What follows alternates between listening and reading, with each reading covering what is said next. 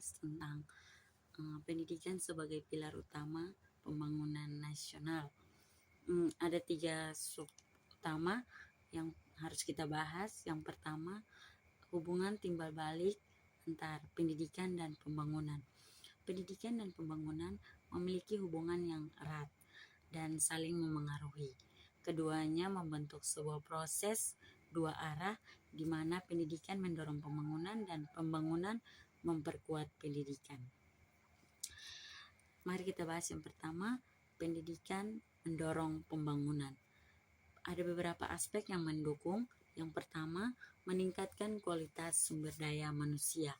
Pendidikan menghasilkan tenaga kerja yang terampil, kreatif, dan berpengetahuan.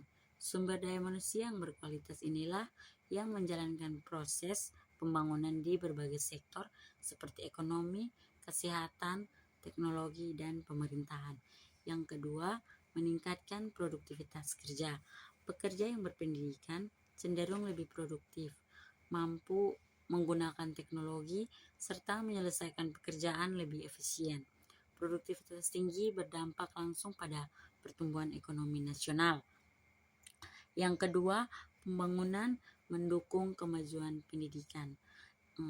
Kita bahas yang pertama, ini ada beberapa aspek yang mendukung. Yang pertama, pembangunan ekonomi menyediakan anggaran pendidikan. Seperti ketika ekonomi negara tumbuh, pemerintah dapat meningkatkan dana untuk sekolah, guru, beasiswa, dan fasilitas belajar. Yang kedua, pembangunan infrastruktur memperluas akses pendidikan seperti jalan, listrik, internet, dan transportasi yang berkembang mempermudah masyarakat untuk bersekolah dan mengakses pendidikan akan terhambat. Yang kedua, tentang optimalisasi kualitas sumber daya manusia melalui pendidikan. Optimalisasi kualitas SDM berarti meningkatkan kemampuan, keterampilan, dan karakter manusia agar mampu menghadapi tantangan pembangunan serta bersaing di era global. Pembangunan serta bersaing di era global. Pendidikan menjadi kunci utama dalam proses ini karena berfungsi membentuk manusia yang cerdas, terampil, berakhlak, dan produktif. Ada peran pendidikan dalam meningkatkan kualitas sumber daya manusia. Yang pertama, meningkatkan pengetahuan atau knowledge.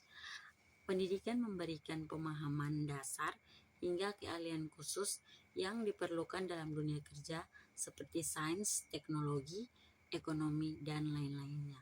Yang kedua, mengembangkan keterampilan atau skills melalui praktik, pelatihan, dan pembelajaran berbasis proyek. Pendidikan menghasilkan tenaga kerja yang mampu menggunakan teknologi, berinovasi, dan memecahkan masalah.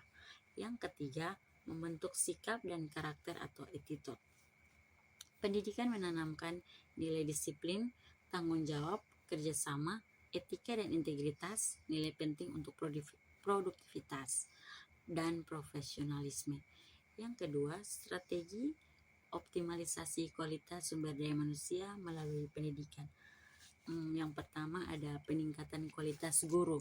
Guru yang kompeten mampu menyampaikan pembelajaran secara efektif serta membentuk karakter peserta didik. Yang kedua, pengembangan kurikulum yang relevan.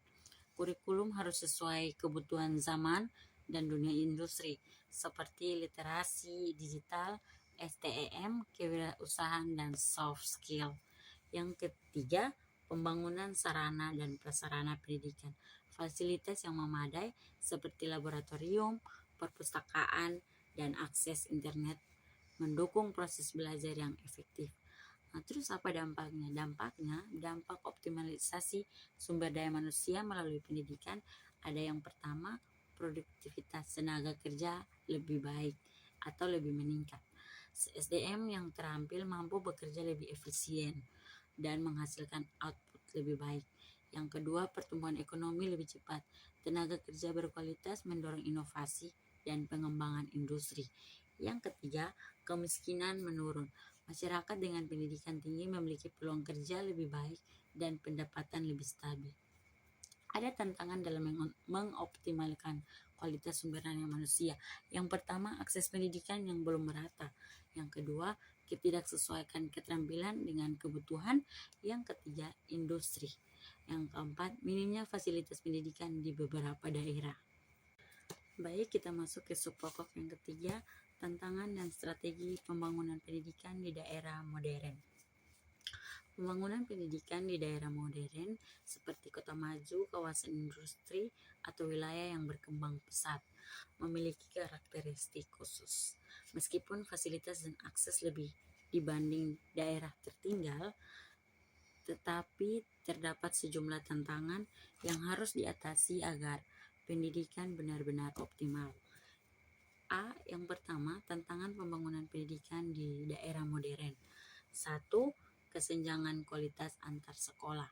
Meskipun berada di kota modern, tidak semua sekolah memiliki fasilitas dan kualitas yang merata. Sekolah unggulan memiliki teknologi lengkap, tetapi sekolah kecil atau pinggiran sering tertinggal. Yang kedua, beban kurikulum yang tinggi. Tekanan akademik yang besar dapat menimbulkan stres pada siswa, terutama karena tuntutan prestasi di kota besar lebih tinggi. Yang ketiga, ketergantungan pada teknologi.